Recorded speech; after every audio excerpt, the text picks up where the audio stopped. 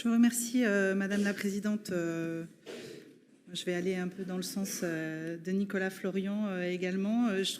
Nous, on a découvert ce plan d'action, cette stratégie, cette feuille de route, ce programme, cette stratégie d'adaptation. Les mots étaient beaux. Nous, on n'a pas été associés aux travaux depuis 1 an sur cette feuille de route, donc on l'a découverte en commission. On n'a pas eu accès non plus à l'étude de l'AURBA. Moi, je le regrette. Donc oui, effectivement, vous le disiez en introduction, nous sommes tous convaincus qu'il faut adapter notre métropole, bien sûr, aux effets du dérèglement climatique, que c'est un sujet essentiel, tout aussi important qu'urgent. Donc quand on a découvert votre feuille de route, voilà, les mots étaient beaux, le programme nous a semblé un peu creux. Alors peut-être, comme vous nous l'avez dit ce matin, est-ce parce que cet enjeu climatique irrigue déjà toutes vos politiques publiques? Peut-être surtout, est-ce parce que les communes n'ont pas attendu et ont déjà beaucoup agi dans ce domaine et plusieurs actions sont à souligner. Plus qu'une feuille de route, du coup, ça ressemble plutôt à un schéma de coordination avec les communes. Et j'en veux pour preuve le budget que vous associez à cette feuille de route. Sur le financement que vous appelez un plan de mobilisation financière, ça ne vise pas à doter les communes de moyens supplémentaires. Donc ce ne sont pas vraiment des actions métropolitaines. Ce que vous faites, c'est vous reposer presque entièrement sur les CODEV.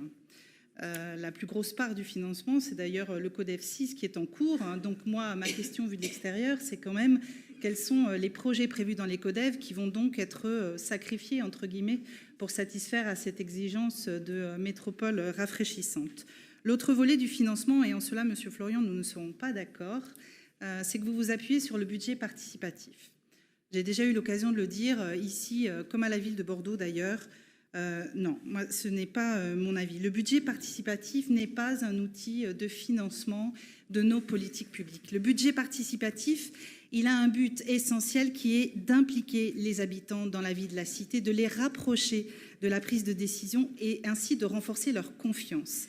Et pour cela, je considère que le choix des projets, la libre initiative est la pierre angulaire de ce dispositif de démocratie participative.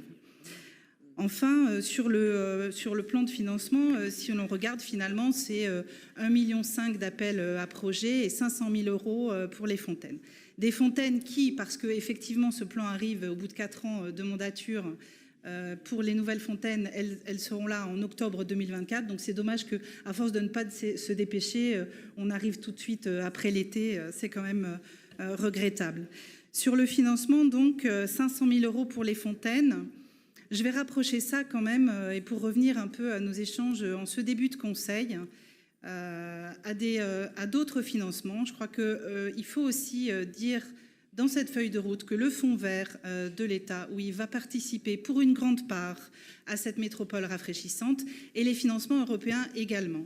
Et ce n'est pas un propos d'actualité, Monsieur Delpera, ça ne doit pas être un propos d'actualité, ces financements européens. Ça doit être un propos de circonstance à chaque fois qu'un financement européen conséquent est déployé, car sinon, à chaque élection, on se retrouve à réexpliquer en quoi l'Europe est utile dans notre quotidien, et c'est ça qui est dommage, et c'est ça que nous payons aujourd'hui. Donc, par exemple, sur les cours végétalisés, et je prendrai une proportion d'enveloppe, Madame la Présidente, parce qu'effectivement, un montant tout seul ne veut rien dire.